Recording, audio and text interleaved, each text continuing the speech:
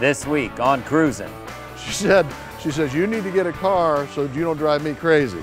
Cruisin' from the Summit County Fairgrounds, Cruisin' at the Fair starts right now.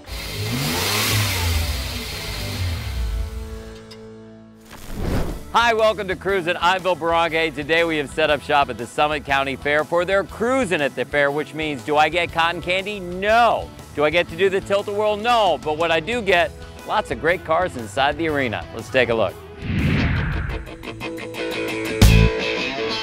So you're like 8, 9 years old. Yes. Dad shows up in a 67 Camaro. At that point, did you tell Dad, you know, in 20 plus years, this is mine?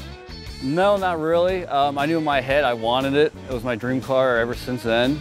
And you know, just recently, 4 years ago, it became my dream. What is it about the 67 that you really love? It's just the shape, the body style. You know, it was the only year to have the side vent windows, the wing windows, which are great when the AC's not working, but it's just the style of the car. I love it. The Camaro's in that era of car. I mean, this is those cars where guys my age are like, oh, muscle cars, and we geek out. Yeah. So what do you hear about this from old dudes? All kinds of stories. You know, I enjoy when they come talk to me because I learn from them and they learn stuff from me, and it's just great. I love talking about it. You know, bringing it to car shows, it's not about trophies, it's about the history of the cars to me. Tell me about the engine. It's got the original 327. It's got a mild build to it. That was last built in the early 70s by the original owner. So we don't know too much about what's going on until I can get it out and actually dig into it. It's a factory AC car. It's automatic column shift, it's a 2-speed power glide, and the transmission and rear end's all the original stuff in it. How many miles are on it? The tachometer says about 152, so that's what we're assuming is on it. The interior now, Grandpa did a lot of work on the interior, or Dad? Yes, when my dad got it, the interior was black on the car, and my grandfather changed it over to maroon, or red, I'd say, and had the outside of the car repainted also with it. And what have you discovered about the color? We discovered the original color of this car is gold on gold, and I was actually doing some work on inside panels at work, and I stripped some paint off, and the actual gold panels are still there and are still gold. So me and my wife have been talking about actually maybe taking it back to gold on gold. You were talking about original. I mean, what's left to do on it? Assuming you take it back to the gold, but what else is left? It looks like you're done. Every time I get done doing something, I say I'm done. But then you're looking through a magazine and you go to another car show and you see something somebody else does and you're like, ooh, I like that. Yeah, I want to do that now. So there's always something to be done. You're never done. And my father told me that a couple years ago. I'm like, no, and it's true. It honestly is true. What's your favorite part about owning this? Just the history of it and getting to learn about it. You know, back in the 60s, they don't make cars like they used to no more. And learning stuff like that it's just awesome. It's awesome. So the key I've learned to restoring a car is to screw over your brother-in-law with credit. Yeah. Tell me, when you got this car, what kind of shape was it in? It was in pretty good shape. I mean, what you see is it was just been repainted, that's about it. That's all you had to do? Yeah. Body work, I mean, we re-chromed the bumpers and stuff, but technically the body was what you see it now. Well, the thing is, your first car was a Mustang. Yes. And you still have it. Yes, so why'd you want this one? Well, I really didn't. My wife wanted it, she bought it, and because I really didn't want it because it was originally a 6-cylinder car, and I didn't want to go through all the work of changing it over. You couldn't just leave it a 6? I could have, but I'm not a V6. I'm not a 6-cylinder man. I'm a V8 guy. After about 2 years, I eventually tore it down and changed it from a 4-bolt to a 5-bolt and put a 302 motor in it. What is it about the Mustang? I just like Mustangs, especially this one because it's a fastback. Yeah, which, you know, we didn't see a ton of. Tell me about it. It's just something that I think you don't see too much of. And it was almost like the Steve McQueen's car, but the wrong color. So tell me about the process, though, because you were just going to get it touched up painting. You were telling me before, but tell me about when it is. Yeah, the paint started peeling because when we bought it, we never did nothing with the paint because it looked pretty good. We ended up stripping it all down and starting all over. For a guy that said, we bought it like this, you put a lot of work into Oh yeah, this. we put a lot of work in What it. was the toughest part? Putting all the dash back together. How many extra parts did you have? None, not really none. How many parts short were you? Maybe one bulb. What do you like about the way the interior is? This, I don't know, it's just because it's got a bench seat, which is pretty rare, and it's the net weaving and the comfort weave in the seats. What about the driving it? Oh, it drives pretty good. It runs pretty good too. With this year, like, because I always look at the vents on the sides, think that's really cool, but like that actually does something. Oh yeah, the air goes through there and the inside the car. So you really feel a difference? Yeah. Tell me about what you really like about the styling. I don't know, I just like the slants. I mean, just the body, how it curves in and out. And the front end, you know what I mean? I just don't care for the 70 front end. I like the 60, 67 and 68 back ends and stuff like that. Why? I don't know, just the tail lights, I guess. So you pull up to, I mean, because you guys drive it, right? Or is it just Yeah, for we shows? drive it just to shows. So when you pull up, what do people say? They give you a thumbs up. Not a lot of 2+2s. Tell me about it. 2+2 just means there's 2 people in the front and 2 people in the back. What do they actually call that white? What's the actual color? The actual color of this car is supposed to be a diamond blue. Is it the lighting that's throwing me off? Yeah, well, if you're out in the sun, it looks more white. But if it's on a cloudy day, you'll see more blue in the sides and then the hood. It's supposed to be almost like a wedding band, you know what I mean? It flip-flops to white to blue. Inside, like a fair hall, it's blue. Yeah, well, that's just what they call it, a diamond white. Diamond blue, I mean. Does anyone ever tell you you're lying? No. Well, a lot of people come up and they argue a lot. The one guy says it's white, his wife says it's blue. Then they come over and ask us, and they want to see who's right. Oh, see, it's like one of those internet things where people see different stuff. You are a mean person. Oh, the car's the mean person. The Summit County Fair's got everything, but here at the arena, that's where the real competition for the blue ribbon is continuing. We've got more of Cruisin' from Cruisin' at the Fair coming up. Stay with us. Welcome back to Summit County Fairgrounds, Cruisin' at the Fair.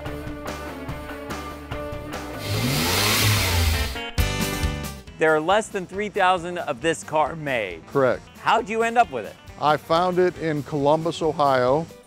The wife and I took a ride down to see it, and we liked it, so we bought it. She liked the color and the fact that it was a convertible. And I liked the engine, the fact that it was a 440.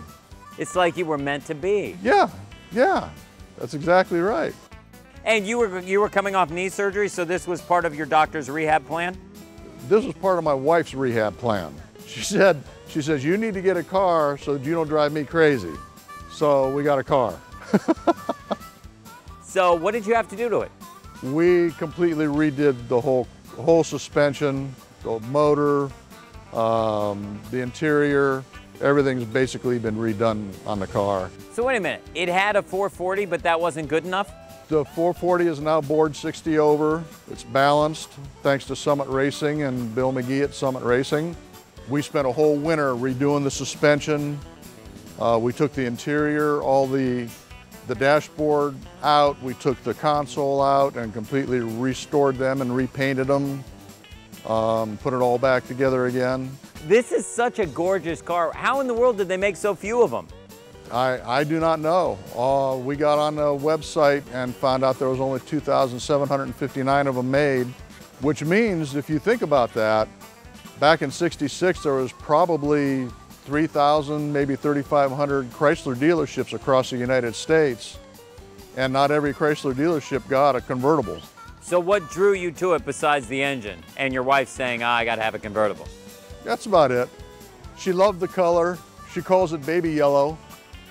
Okay, the color is actually butternut, but she loved the color, and she liked the fact that it was a convertible and we could just go for a ride in it and have an enjoyable Sunday.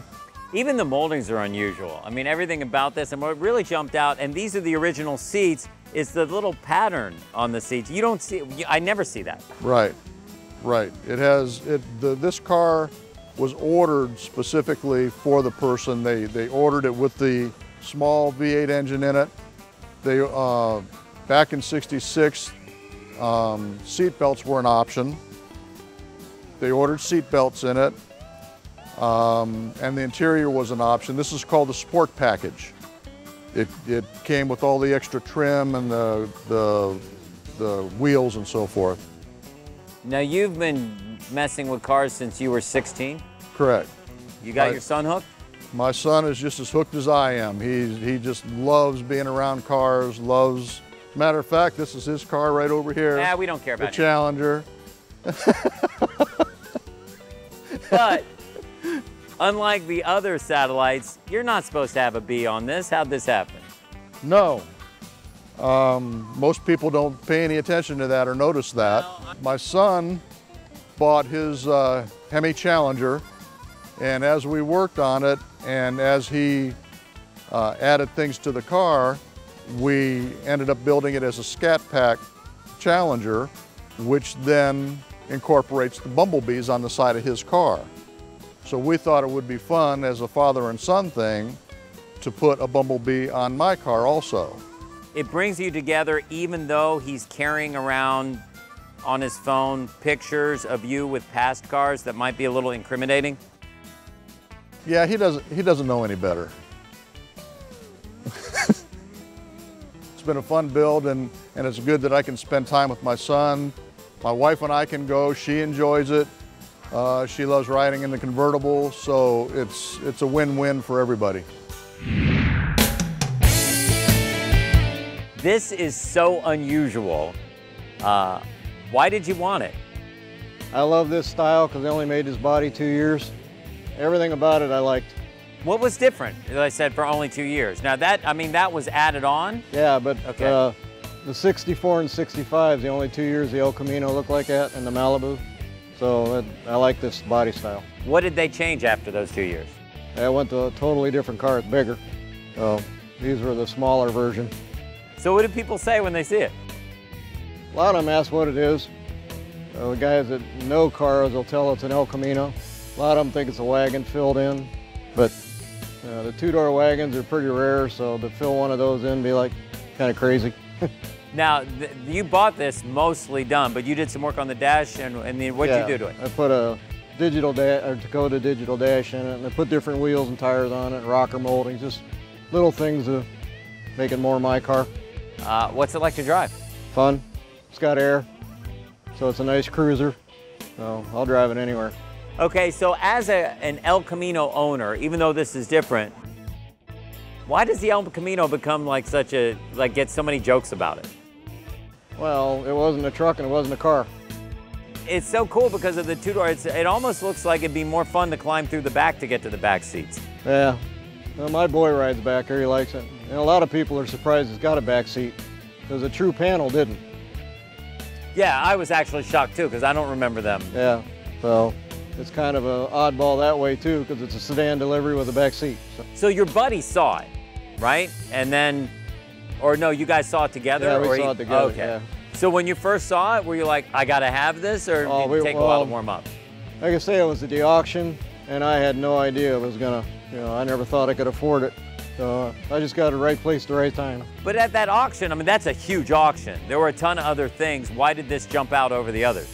This is me. It's something different. I like oddball stuff, so. What's the coolest part about owning this? Probably the reactions it gets and the questions. Like a lot of the younger guys that are into the newer stuff, they walk past it, could care less, but the older guys that know what the car should be, they'll take a double take. That ain't right, because they never made the car. Wait a minute. The truck ain't right, or you ain't right? Well, both. What's like the craziest thing someone said to you? What the hell's that? I heard that down at Good Guys cruising through a hotel parking lot. I heard a guy in the background. What the hell's that? That was the best reaction yet. So. And what's your best answer to that? Well, that one I just smiled and kept going. Coming up. Mustang number 139. We're going to start this Mustang for the first time since we rebuilt the motor. The Buckeye Guys are next.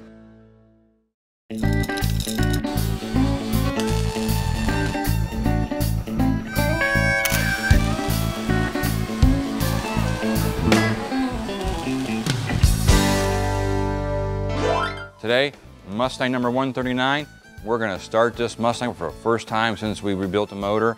It is ready to go. And what I'm gonna do here is, before we start these, we always put distilled water in the radiator. Reason being, we wanna make sure there is no leaks, and antifreeze to clean up is a real mess. So I'm gonna dump some water in here, distilled water, and we'll put that in first. We'll give it some gas down the carburetor, and this baby should fire right up. What the antifreeze does, if it does leak, it gets all over the engine compartment. And it's a really mess. And it's a total mess to clean up. You know, it's on every crevice, crook and nanny. I almost got this whole gallon of distilled water here. Now I have put 3 gallons in here too as well, so we have a total of 4 gallons of distilled water in the radiator and motor block. Juice it up here a little bit. Take it up. Yep. All right, that should be enough. Now if you look, direct start. That is the first start up here of the motor, and actually it sounds really, really good. But there we go, it runs, and Mustang's coming along now. Like I said, we'll get at the temperature here. Right now, my dad's gonna check the power brakes here because it has a power brake booster. So it's, you can see how easy it is to push them. Yep, work pretty good. Yep. All right, we got power brakes, we're good there. And so far we have no leaks, which is a good thing. And the manual choke works too, see how it opened up? So the choke opened up, we're probably more than likely at operating temperature here. All right, as you can see here, Mustang number 139 started right up. We're gonna put the finishing touches on this Mustang. It should be done in less than 2 weeks. We'll do some shots here and show you how the dash pad came out and how the dash looks and how the trunk looks. If you need a full restoration, paint job, concourse paint job, show quality, we can do it all here at Buckeye Classic Car Restoration. We can meet or exceed your expectations too. Give us a call at 330-533-4757. Until next time, keep on cruising.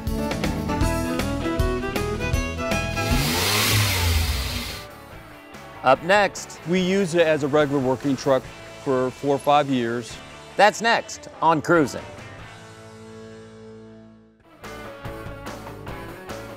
Now back to the Summit County Fairgrounds on Cruising.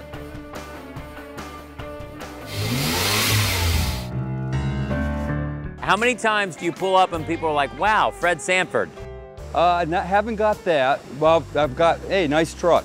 This thing is glowing. Now you stripped it all the way down? It's stripped all the way down to the frame, and it's sandblasted, stripped layers of paint off, and Yeah, well now when you bought it, it wasn't horrible, or what was it like when you first bought it? it was just like a regular working truck, and we used it as a regular working truck for 4 or 5 years, and hauled mulch. And So when you started, what made you say, I'm gonna make this a show car? when I started driving it, nostalgia of the 50s era, the big steering wheel, the dash. I just wanted it just got the bug, wanted to do it right. Well, wait a minute, you're not that old. Was it something like your dad had or something? No, I found it in old Trading Times magazine. It said working truck, $2,500, and I gave him $2,000 and drove it back. Was there ever a point as you were doing this where you're like, oh man, this was a bigger job than I planned? Well, yes, but I decided I have to break it down into little groups at a time. What was the toughest part of the process? The time it took and wishing it was done. But I just was bullheaded and I stayed with it. How long did it take? 10 to 12 years, and I finally drove it. Now that it's done, you look at it, what jumps out about it when you see it, for you? I just love the roundness, the shape of them, the old 50s styling. That's the styling is what's missing nowadays. Note the characteristics. Was there any possible way they could have put bigger headlights on it? Yeah, they probably could put fill this whole cavity up. When you got into the dash and the interior, I mean, you did the seats. Right. What else did you do in there? Well, I need all new wiring in it. The original wiring was hacked several times. Really? After like 60 years? Yeah. And so I went with American wire, which I did one wire at a time, which I like that. I redid the reupholstered seats, the sealing. I got to do the door panels yet, but I've done most of the interior. Tell me about the engine. Engine's the original flathead V8 with the standard 3-speed, standard suspension. When you got into doing like the bed and everything, did you realize you needed a lot of carpentry skills? Actually, it was a kit, but there was some decisions on that I had to make. Most people will put stainless steel stripping in there. I decided to paint my stripping and put the chrome buttons on it so the wood would pop more instead of looking at the strips. When you were doing this, what was because you went mostly original. Yeah. Why versus kind of making it more convenient? I believe if it's mostly original, stick with them because it's pretty rare. The upgrades I did was for driving and safety purposes. So what's the cool thing about driving this? Just getting in it and you almost feel like you're back in the day. And it's not the modern stuff in most cars are such a distracting, and you actually have to drive the car. Cars nowadays practically drive themselves. What is it like to drive? Like a 1952 old Ford truck. You're just bouncing along and going down the road and waving people who can drive a lot faster than you. Sure, lots of people come to the Summit County Fair for, well, the animals, the food, the petting zoos, but we came for the cruising at the fair. Got to tell you, pretty good decision. I want to thank everyone for having us. Thank you for joining us, and we'll see you on the next cruising. I'm Bill Barranque. Have a great day.